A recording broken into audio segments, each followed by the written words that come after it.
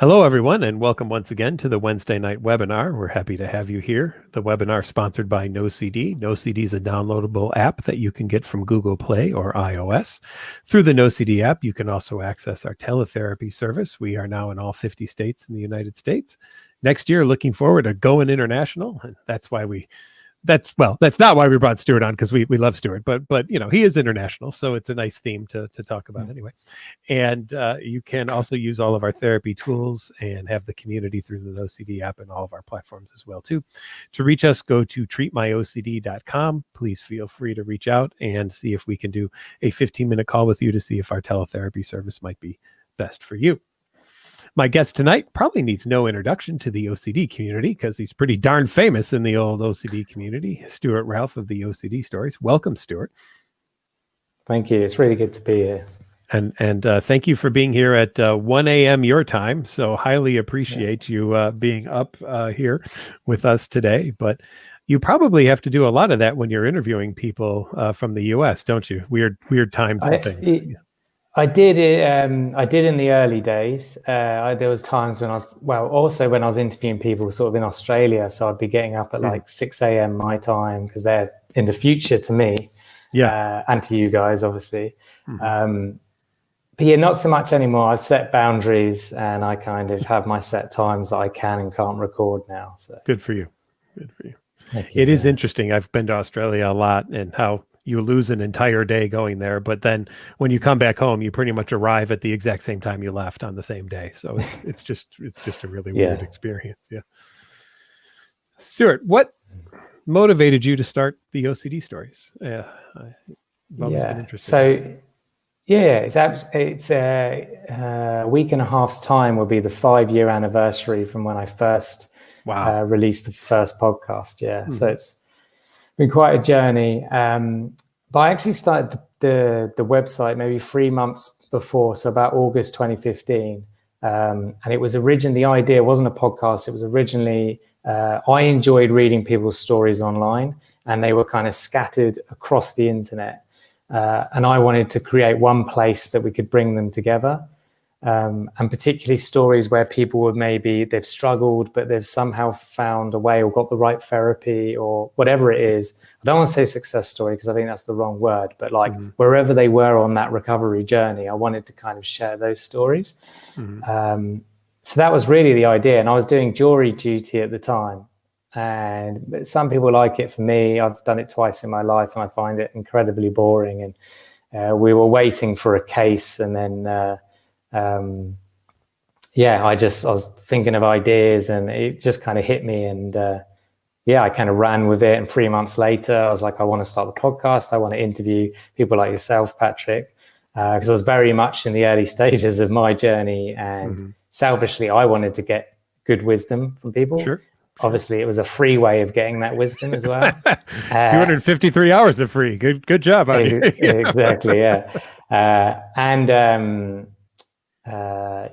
So it was just that. And also, if at the time I expected no one to listen, but I thought if anyone does listen, then, I want to share this information with them too. It's approaching 3 million downloads now all time. So it's amazing. Yeah. Yeah. And I should say NoCD is a sponsor of the OCD Stories as well too. Just to we stopped recently, mainly because I wanted to give. I wasn't sure if I wanted to continue sponsorship, not with NoCD, but sponsorship generally. Gotcha. But I've been very honored to be sponsored by you guys it's just done a solid 6 months together. We did a couple months before that, and that's really helped me revamp the website, and it's been great to help you guys, achieve what you're doing. I'm, really proud of everything the team's doing there. Thank you. Yeah. So what are some of your best insights maybe that you've learned while doing OCD Stories? You've talked to a lot of people, and I'm sure that some weeks you hear some things that you knew already. Some weeks you hear some new things, and then some weeks you hear something that contradicts something else that you do. But what have you kind of gleaned from everything you've done with your work so far? Yeah, good. Well, for me, it's been a real journey in my own learning because throughout this 5-year process, I'm I'm sort of 6 months away finishing my second master's degree to become a therapist. So my views have changed through my own training, but then parallel to that, I've been doing this podcast, and I've interviewed, in the early days, I interviewed Stephen Hayes, who was the founder of ACT. I think in episode 2 or 4, I got him on, and that was amazing. And I still like ACT. I haven't maybe touched on it as much recently. It's more the subtle nuances of ERP as well. So, it seems like quite a simple treatment or therapy. But then when you get each of the experts, they all have their own learnings and experiences over however many years they've been doing it. And that's been really fascinating to me. And I'm deeply understanding the theories like inhibitory learning versus habituation, and trying to see the treatment from those 2 points, even though it's the same outcome, but it's more how you look at it. And in terms of contradicting, there's sometimes guests, obviously I have my beliefs and guests will say stuff, or guests also can be not therapists, people who just want to share their story. That happens less. It's more with the experts. There's sometimes, it's a clash of my beliefs, but I'm okay with that, because I don't know if anyone's been watching The Crown recently on Netflix.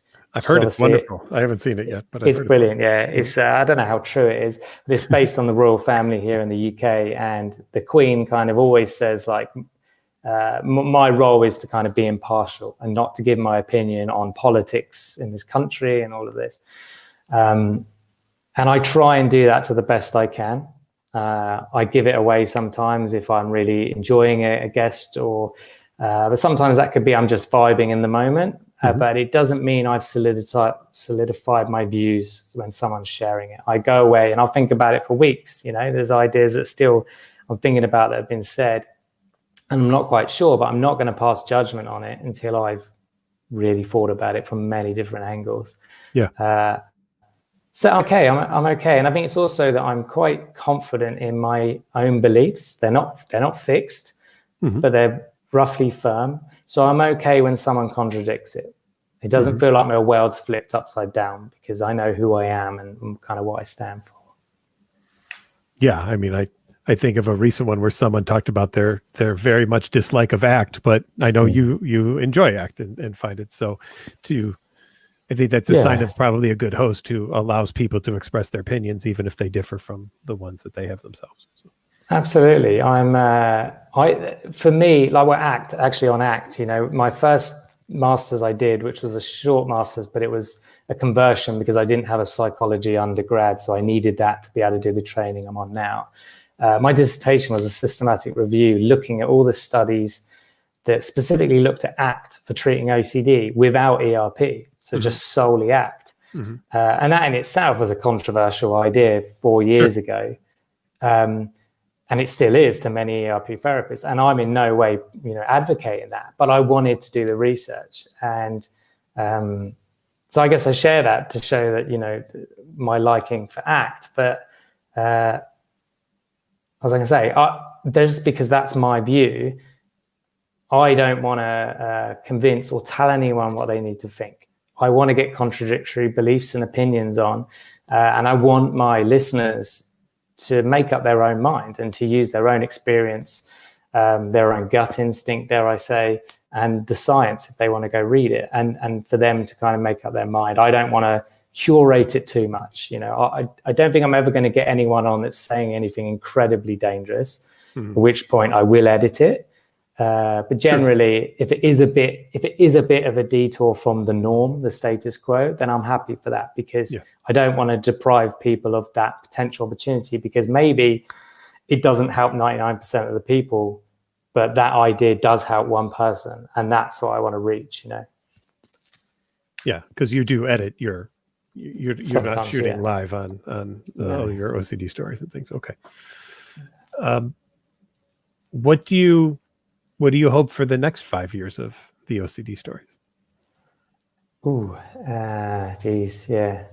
Okay, so well, for a start, I don't know, how long it's going to go. The first 3 years, it was kind of like, I'm loving this, I'm keeping going. And then the last 2 years, I've been up and down with it, but that's also because there's been various life stuff.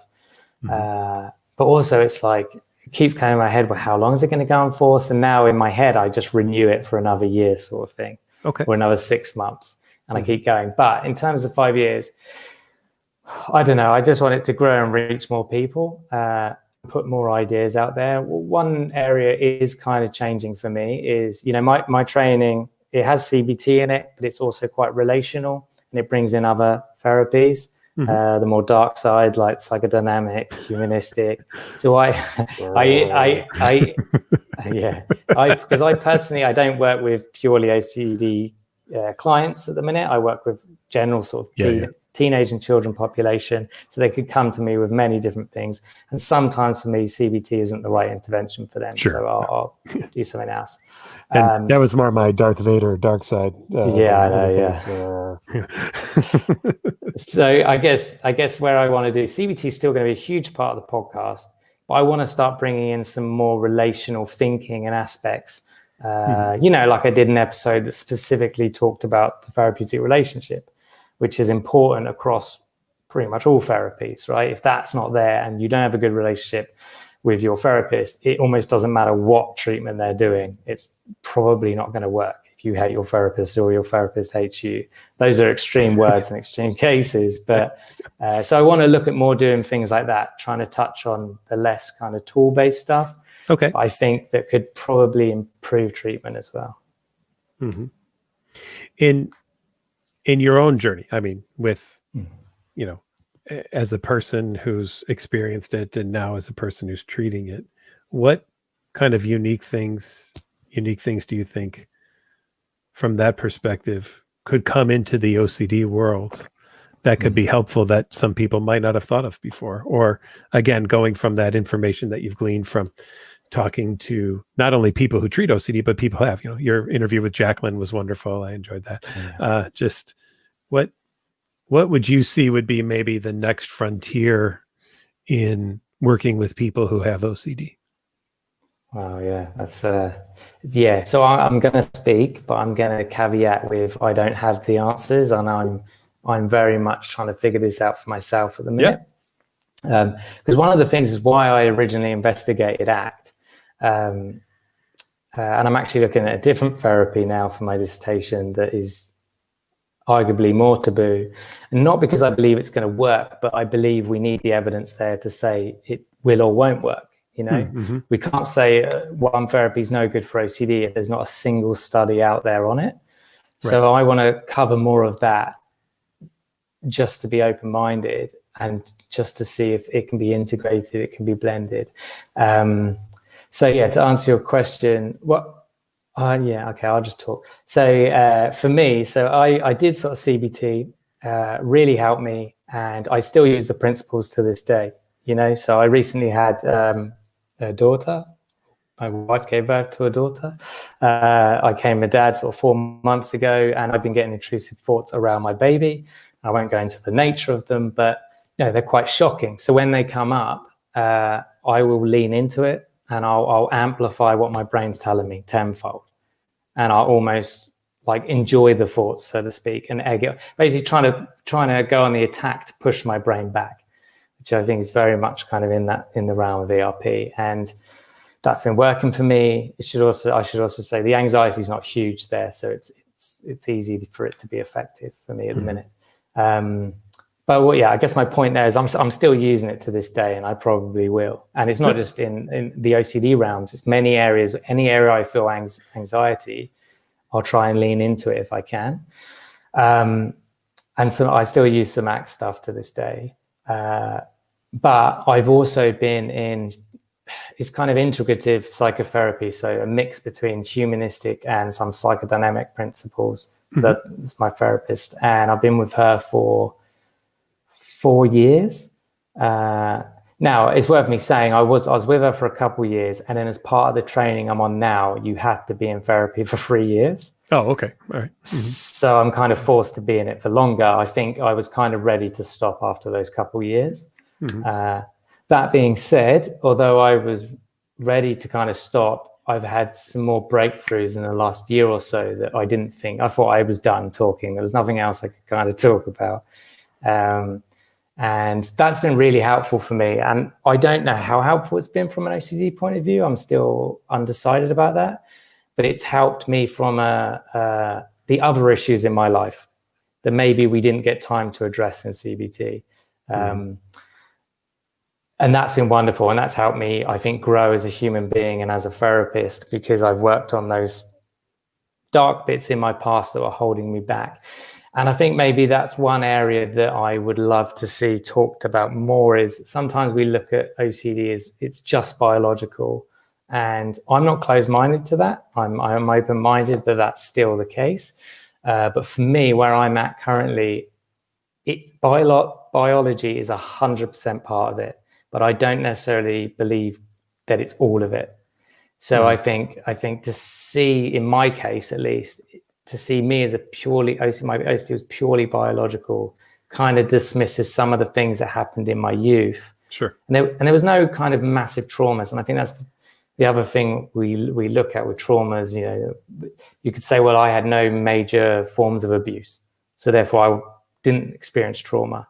And I think we look at trauma wrong. That is absolutely trauma, but there's many other types of trauma that may be more minor, but happen over long periods of time. So, things in my family, sibling rivalries that were maybe too intense, that I've had to work through.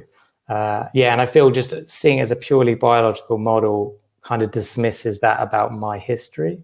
Now, whether the OCD is connected to that anyway, I don't know, but I don't want to dismiss that it may be, I guess, is where I'm at.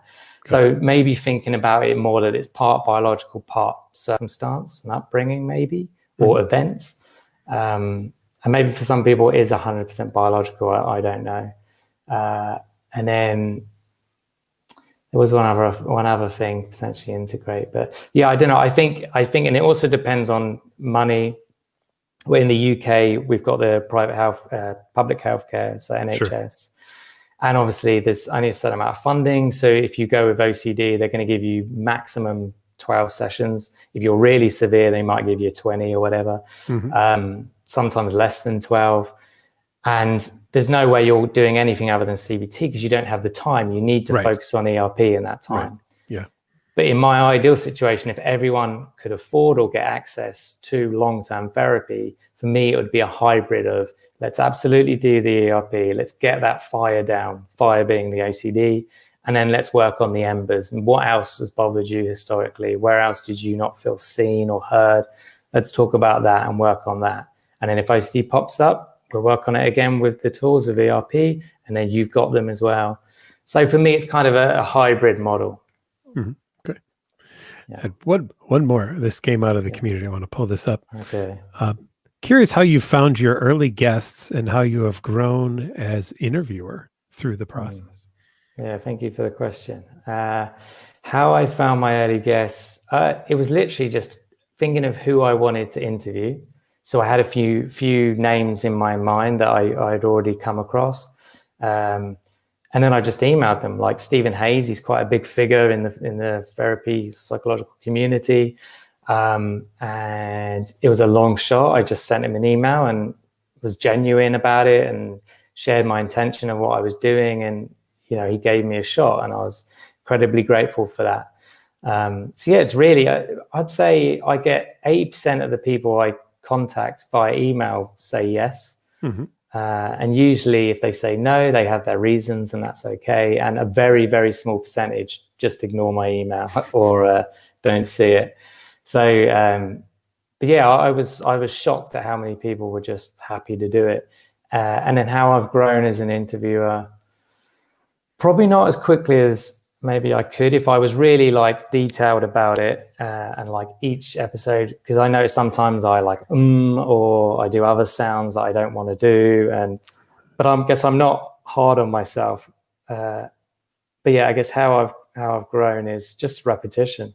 Kind of don't say repetition is the mother of all skill, but it is quite a good saying that if you want to be a good writer, write every day. If you want to be a public speaker, speak every day. It's that simple, and it's not that simple, but it is at the same time that simple. Right. I like this one too. You're a new dad, getting a second master's and hosting a podcast. Amazing. Yeah, thank you. Yeah. You've got some friends out there. So that's I wonderful. appreciate it. Also got my day job as well. Yeah, well, there's always that too, right? Yeah, pay the bills.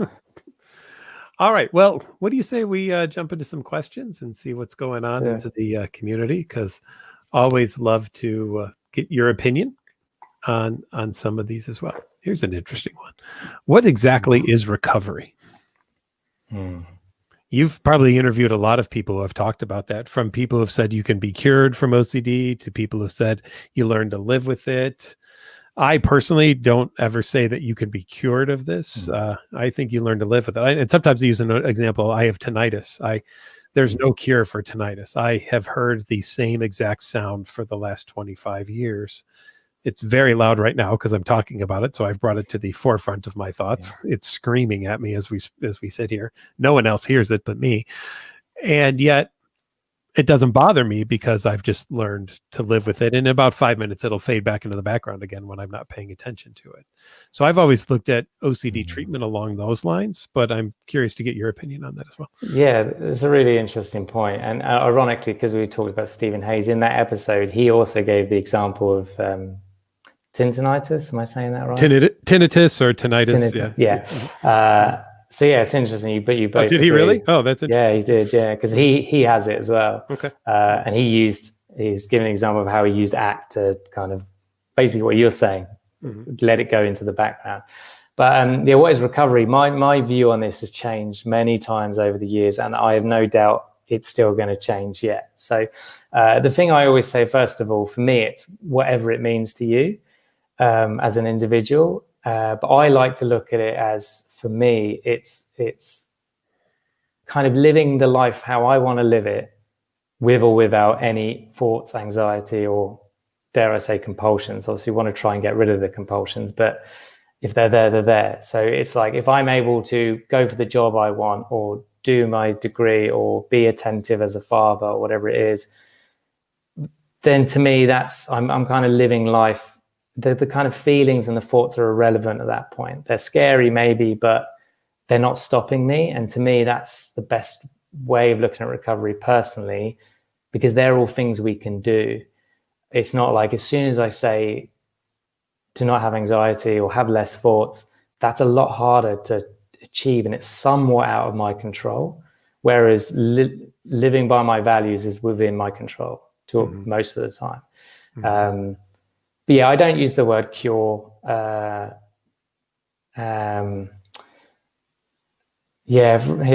me, I don't know. I guess that's the best way of saying it. There's a million ways that's coming to my head of describing it, but I always just say whatever works for the person, whatever like motivates you to help you kind of live the way you want, then have that definition, And if it's the word cure, so be it. Yeah.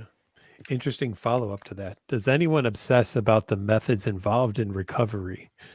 And boy, I know I've seen that, because it's interesting how OCD will hijack OCD therapy by telling you the only way to get rid of OCD is to do the therapy perfectly, which then sets up that since you can't do anything perfectly, it means you're never going to get rid of OCD, which then OCD's in the background cheering, going, yay, we fooled them. They can't ever get rid of us.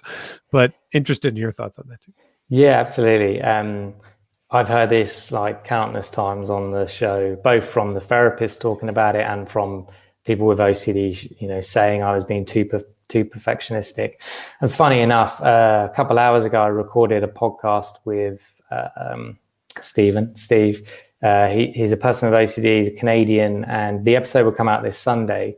And funny enough, in that episode, he talked about how his perfectionistic kind of mindset got in the way of him doing therapy, to the point where he was keeping like an incredibly detailed journal, tracking every single thought he had, the intensity of it, what the content was, like real minute detail, second by second. And, when you're in a bad place, you're getting these thoughts and the feelings all the time. So you can imagine how much he was writing.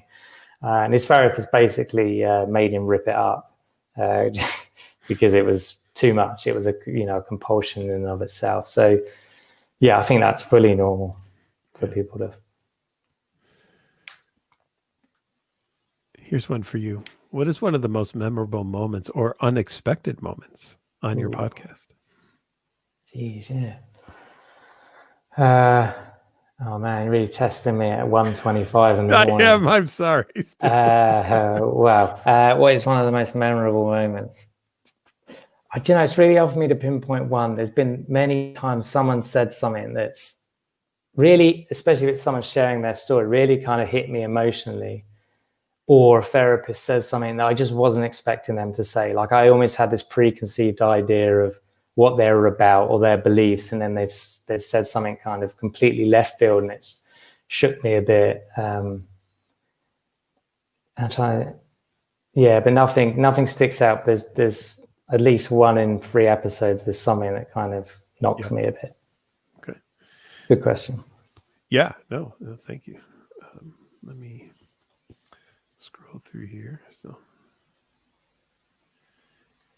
are there things that are kind of your go-to advice for people now that you're getting into the therapy world, and things that you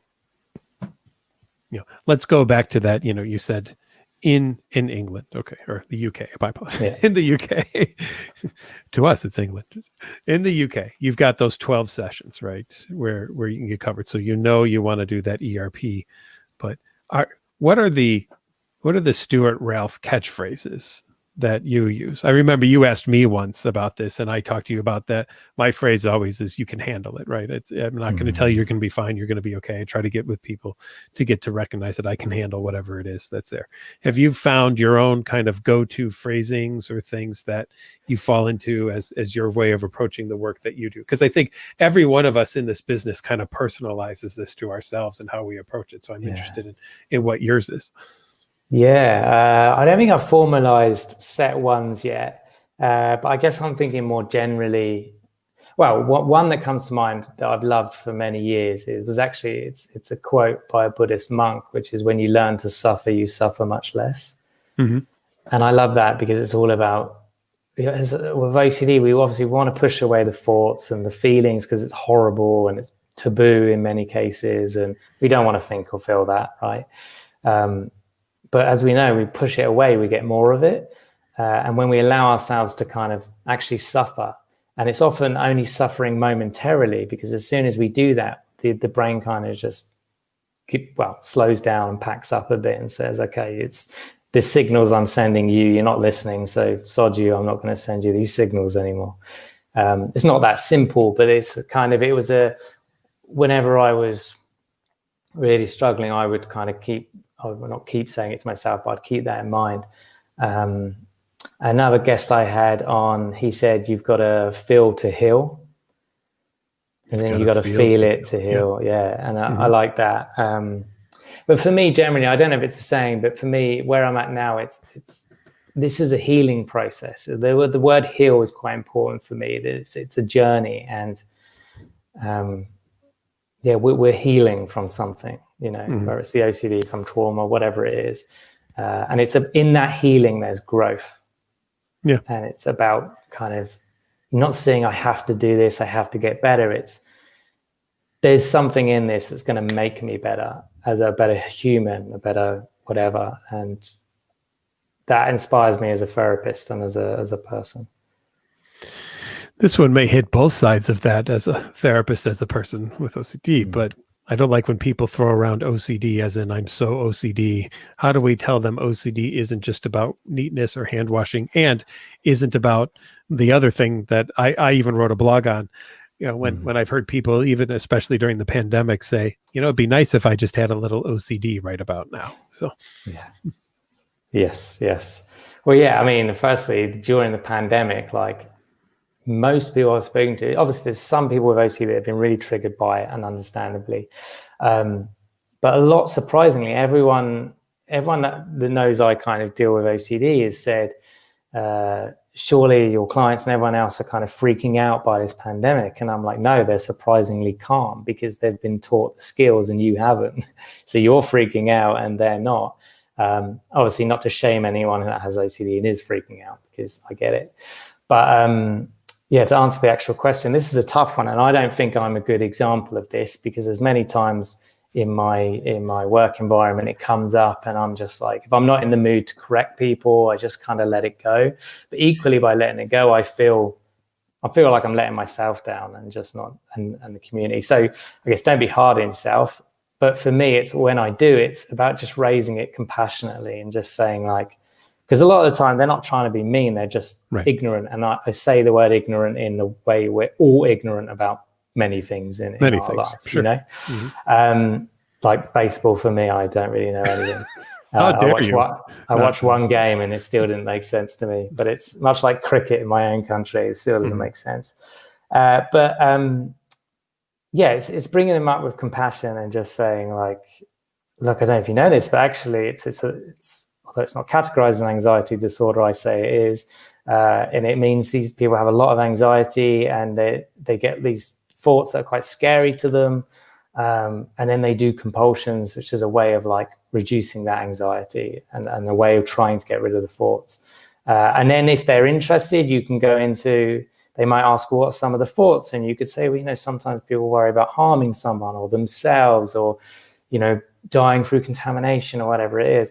And just, if a conversation's there, and oftentimes you say it's not what it is, and usually they don't care and they shut up.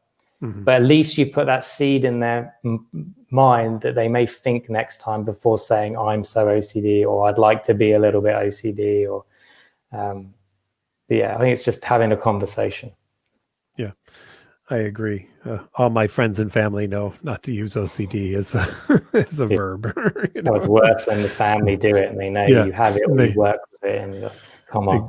Exactly. Yeah. Reminder, once again, this podcast brought to you by NoCD. NoCD, a downloadable app available on Google Play or iOS. Please feel free to go there. It's a free download, and you can access our teletherapy community through there. Please sign up through the app, or you can go to treatmyocd.com for a 15-minute free call with one of our care team members who can help you get set up with one of our therapists, which are now available across the country. And we continue to work with more and more insurance companies every day to get therapy covered so that it is the least expensive option for you. Here's one for you. Stuart, in your last episode, you discussed the issue of therapists not addressing response prevention properly in ERP, which is a great thing. And I want to talk a little bit because you mentioned Alec Pollard, my mentor, and how his reply about exposure without response prevention is just a waste of time. So that's one of his big phrases. And in particular, rumination. What are your thoughts on this? Let me read it. So in your last you discussed the issue of I definitely remember that part. In a particular rumination, I know the episode you're talking about. I'm not sure in the context of what I was talking about, but I can address the first part at least, which was basically, as you've just said, Patrick, like the exposure is the sexy part of the treatment. It's the bit that's like, if you're on my podcast, it's the bit you talk about. It's the bit that impresses people or scares them or shocks them. It's got a wow factor. No one wants to talk about, okay, now don't touch that door handle. Don't wash your hands. Don't hide the knives. TV show, is it? If that's exactly, all it is, yeah. Mm-hmm. It would make a very boring TV show. Okay, and here we're filming this person just not touching anything or not hiding their knives. Exactly. It doesn't make good for TV, and I think that's why you don't see it in documentaries. And that, to me, that is why I hate most OCD documentaries, because they just don't do a good job of covering it. But that was my point. I think it was, as you say, like literally big RP. And I don't know if I was necessarily calling therapists out. I mean, maybe I was, but I don't think you were calling therapists out, but just maybe the therapy community in general, with the idea that, and I'm with you. I try not to say exposure therapy. I always try to say exposure and response prevention therapy, or I say ERP, because I agree with you. The exposure is amazingly important, right? It's got to be potent, but it's not enough to just do exposure therapy. You have to have response prevention. And I think that that's sometimes where people new to this get all gung-ho and excited, and they want to make these great exposures, but they forget the response prevention piece and then wonder why the therapy didn't work for somebody. Absolutely, yeah. And I mean, I'm guilty of that. I still will say exposure therapy because it's it's ingrained in my brain and it's lazy. But yeah, where I try and remember, I try and say ERP, and I'm trying to do a better job of encouraging my guests and me personally talking about the RP part, because I think we need to hammer that home. And also, there's many therapists that listen that aren't OCD specialists. So, they're doing their best. They're trying to learn. They're trying to educate themselves so they can do right by their clients. And if I'm and my guests are talking about exposures all the time, that's what they're going to think the treatment is all about, and not actually. It's the response prevention that is the thing that changes. Yeah. A good question. Can you talk about the backdoor spike that happens sometimes toward the end of treatment? Yeah, I'll let you go on this one, Patrick. Sure. So I think it's the idea that, hey, you're doing well, but maybe you as the person with OCD have been so used to working with me that now the idea of doing this on your own, even though you've demonstrated that you can do it, is still scary, because the therapist can absolutely, and I think you would agree, Stuart, with something we have to watch, therapists can become a safety behavior in and of themselves at times. Yeah. And so the goal of a good therapist is to hopefully work themselves out of the job and get people confident enough to go do this on their own. Mm-hmm. I always tell people, I want you to become your own therapist. I don't want you to need me for the rest of your life. If that's the case, I probably haven't done a very good job. I want you to take all the practice and the skills and the things that we've worked on and apply it to yourself without needing me to assist you to do that. Yeah, good answer. Mm-hmm. Now, have you had a lot of people on who have talked about medications as well for OCD? And yeah, it's a really good question. No. So I've had many people with OCD, when they share their stories, they'll talk about being on medication, maybe the highs and lows of that, the trials and tribulations they had to go through to find the right medication. Sometimes it's the first one and the right dose that works for them. But I got one psychiatrist on to talk about medication in detail. Mm-hmm. And that episode, it's around 100 and something. It's in the early hundreds. Dr. David Sherman, I think, he's based in New York. And that episode was entirely made of listener questions who had questions about. So I encourage people to listen to that. But the reason I haven't covered it in more detail is it's not my place. I'm not a clinical psychologist or a psychiatrist. Mm-hmm. So I know it's a tough area to talk about, but I encourage it. If someone's on medication, I'm fully happy for them to talk about it on the podcast. Yeah. Okay. Let's see here. When you're really triggered with pure O, what do you recommend doing in the moment?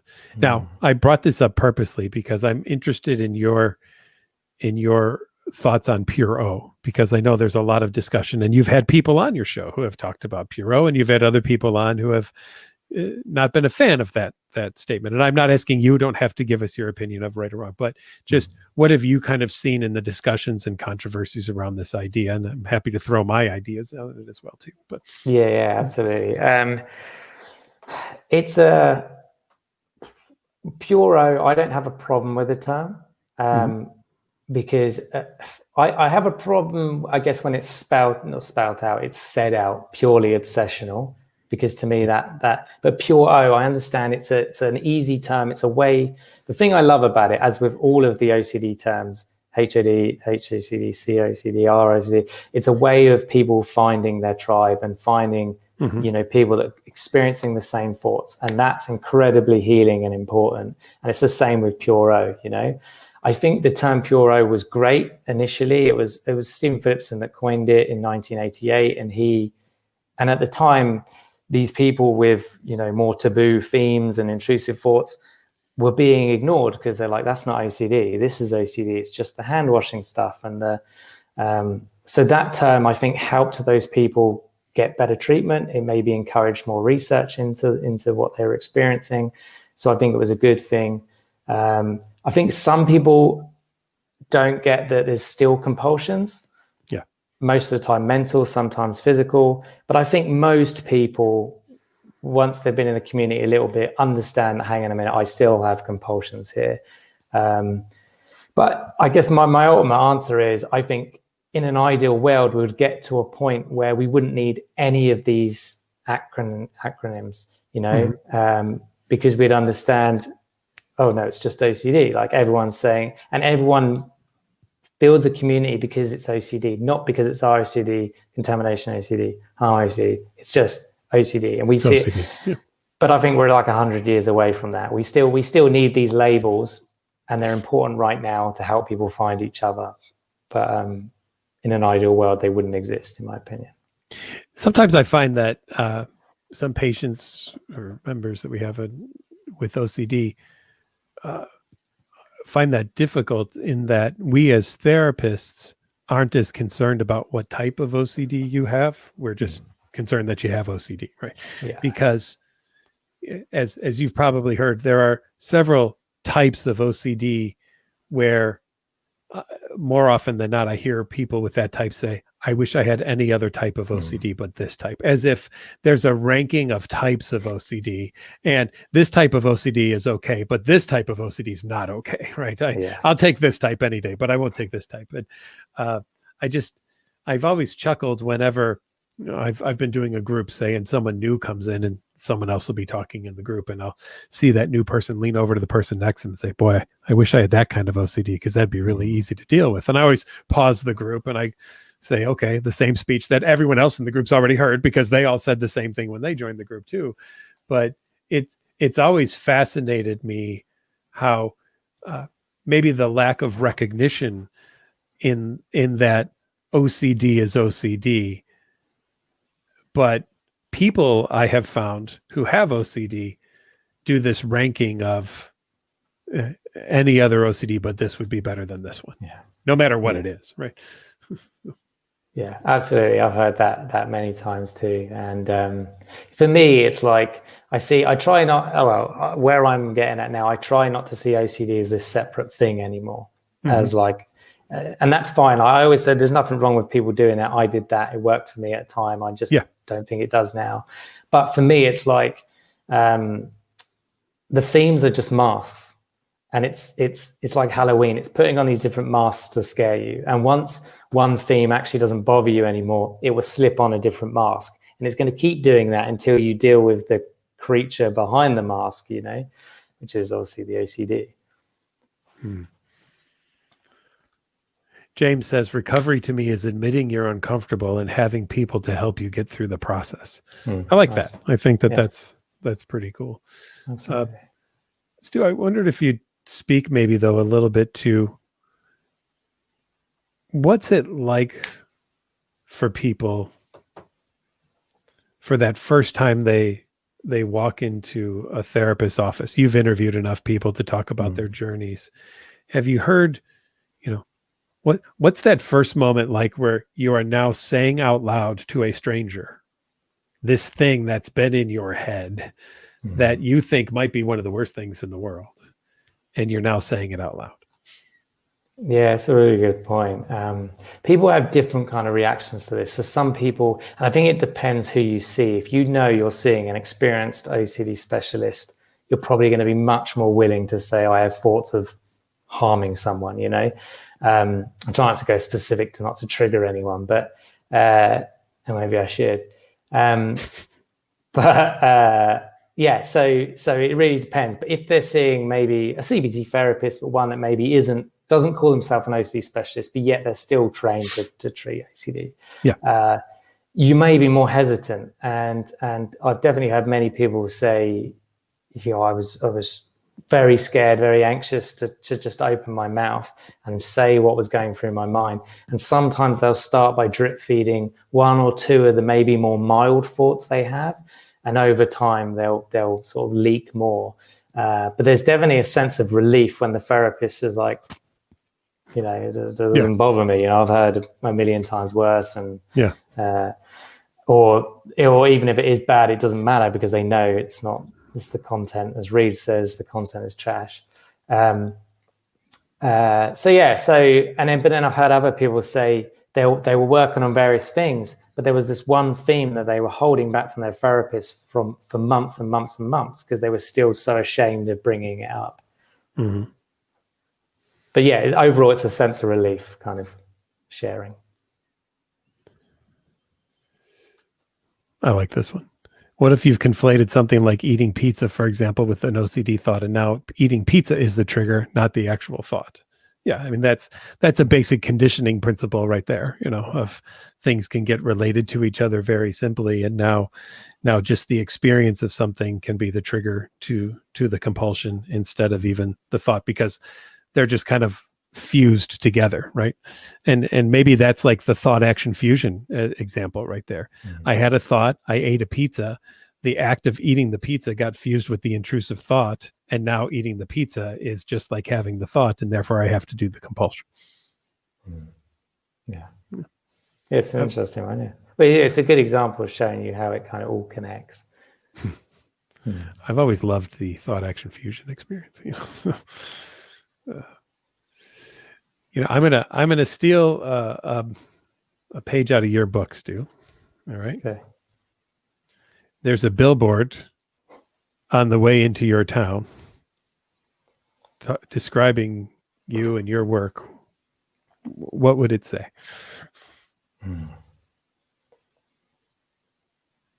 Stuart Ralph, therapist, podcaster. Sounds cheesy, but he cares. Yeah. I like that. I don't think it's cheesy at all. I wouldn't write "sounds cheesy" on the billboard. That was more a bit. I think you should. I think that'd be even better. Yeah. Just put "sounds cheesy." No, I love that. And one others out of your book. What would you say to your 20-year-old self if he was sitting in front of you right now?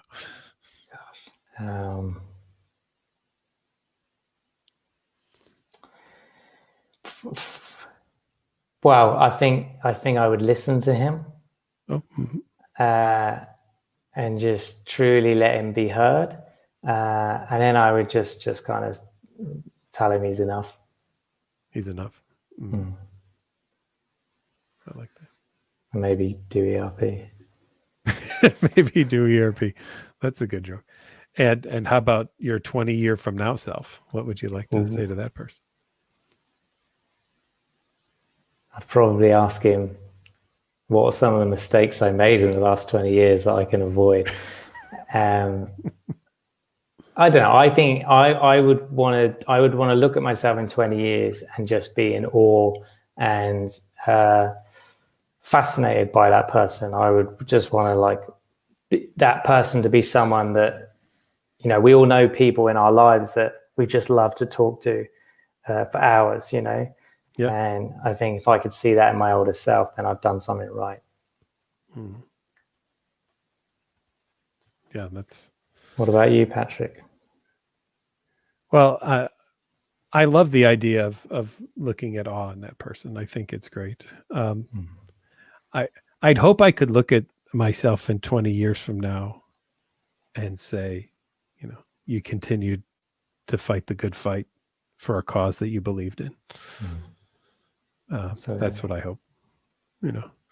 I still like what I do every day. I still enjoy working with this population, and I continue to be in awe of the bravery, and in fact, I'll credit Ted earlier today, who works with me. He said this too, but it really struck a chord with me. I continue to be in awe of the bravery of people who come in every day and tell somebody who they've never met before some of their most inner secrets, right? Yeah. And that they will trust me enough to open up to that. Yeah. And that's always amazing. Yeah, it is. Absolutely. I'd also like to tell my 20-year-olds from now self, you should be playing some golf every day. That would also be because I'll be 69 at that point, so I should be retiring. But you know what? I was thinking about that. I don't ever see myself really retiring. I mean, I think that I could do a teletherapy session or two a day for the rest of my life, and then I could golf after that. That would be great. But I still enjoy this, and I hope that this just continues for a long time, because I think that the work that you do and the work that we do at NoCD is in some ways groundbreaking. I mean, to look at, and I don't know what your thoughts about, I'm interested, but to look at where we were a couple hundred years ago when we were drilling holes into people's skulls to let the demons out because we believed that that was the cause of people's problems. I worked in one of the southern states when I was doing a practicum while I was in graduate school. And they described how in the early 1900s, on Sundays, people in this town would go and do a picnic outside of the mental institution, the loony bin, the psych ward, whatever horrible phrases they were called back then, right? And on Sundays, they would let all of the patients out onto the lawn, and people from town would do a picnic on the grass outside the fence. And that was their entertainment, was to watch the people who were in the psych unit be outside and hallucinate or have delusions or do odd behaviors or something like that. And I just think how fortunate in many ways we are to live when we do now, that we can provide help to people that isn't humiliating or damaging or dangerous, doesn't belittle them, doesn't put them down, doesn't lead them to get worse in many ways too. So, and I'm pleased that we are at a point in history where we value data and experimentation, and we can make decisions based on good scientific principles instead of whims. And if you go back 70 years, the person who developed the frontal lobotomy got a Nobel Prize. Right? Which then they realized years later was a horrible idea, right? So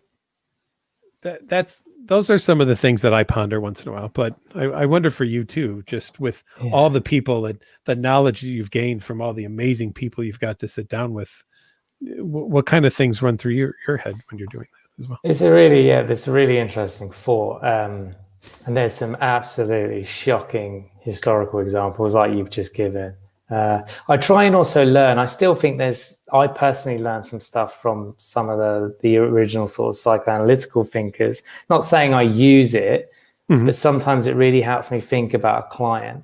Not everything, for example, that Sigmund Freud said. A lot of what he said was nuts. But he said some stuff that I think to this day is still genius. So I tried to be compassionate with history, but like you said, the examples you gave are shockingly horrible. And I think we've made huge leaps in compassion in the way we treat people and how we see people who are, I don't particularly like the term mentally ill, but we'll use it. So I think we're leaps and bounds ahead in that area, and I don't see us going back ever to that place, which I think is a wonderful thing. But the flip side of what you're saying is, I'm fascinated in 200 years how we'll look back at this time now. Yes. We may be seen as archaic in 200 years, right? And exactly. Yeah. Now we see ourselves at the forefront of medicine, but maybe in 200 years we're archaic. I remember a Star Trek episode, where the tricorder thing didn't work, and so they had to set someone's bone in a splint. And what are you doing? This is archaic. And I'm like, that's what we do all the time. So it will be fascinating, and I'd love a little time travel for that, just to see where are we with OCD in 200 years from now.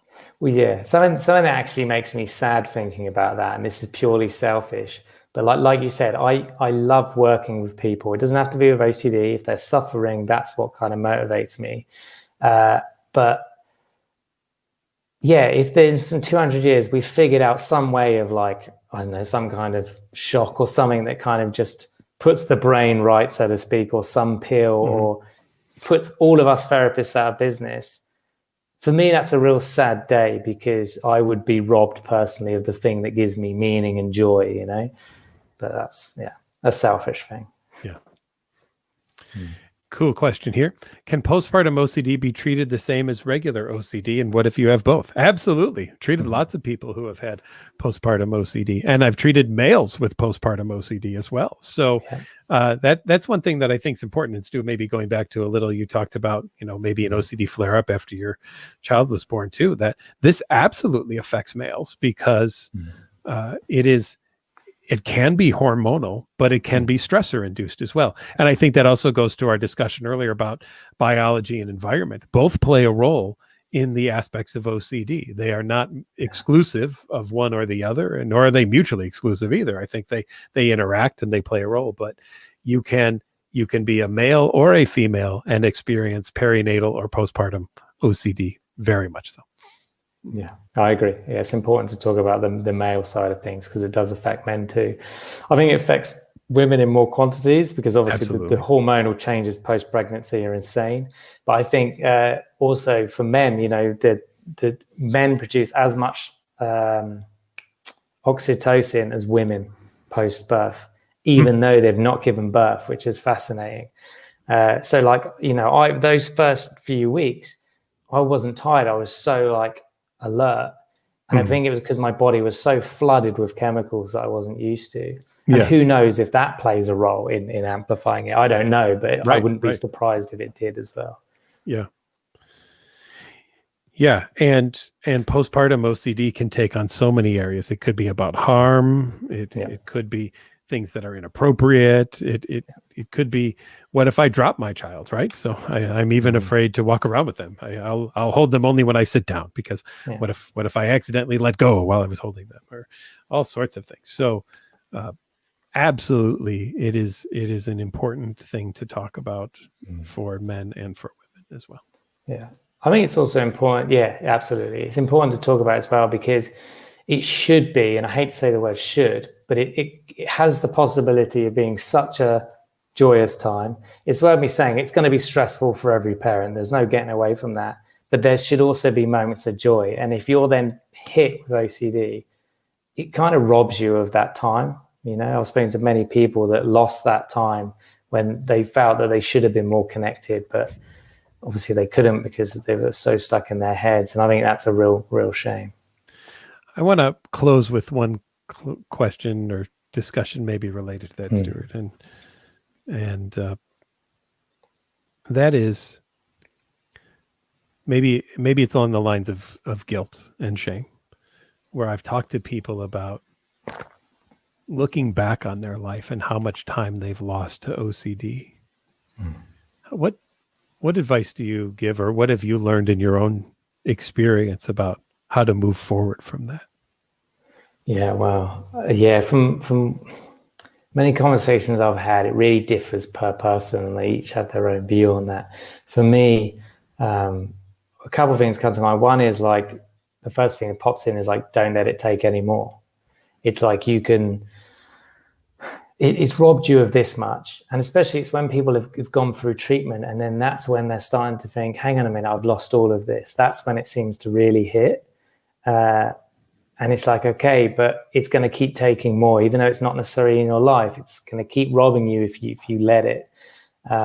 So I kind of try and think at it from that terms. But also I think in that sense, there's trauma there from the OCD. And Chrissy talks about this. And it's about working with that trauma to kind of have compassion and work through it so that you can start to let go of that. I've lost so much, it's robbed me of X, Y, Z. And then when you've kind of worked for that trauma, you can let it go. And then you can focus on, but yes, I've got the rest of my life back and going forwards. Whereas, if I hadn't treated it, I'd still be in that place now and it would still be robbing me of even more. It's kind of look at it like if someone burgles you, that's incredibly invasive and horrible. I'm sure many people kind of listening to this have been burgled, unfortunately, or robbed in some way. And it's the burglar's robbed you, and that's incredibly emotional and sad. But if you keep thinking about it, even though the burglar's not in your home anymore, he or she is still robbing you, Yeah.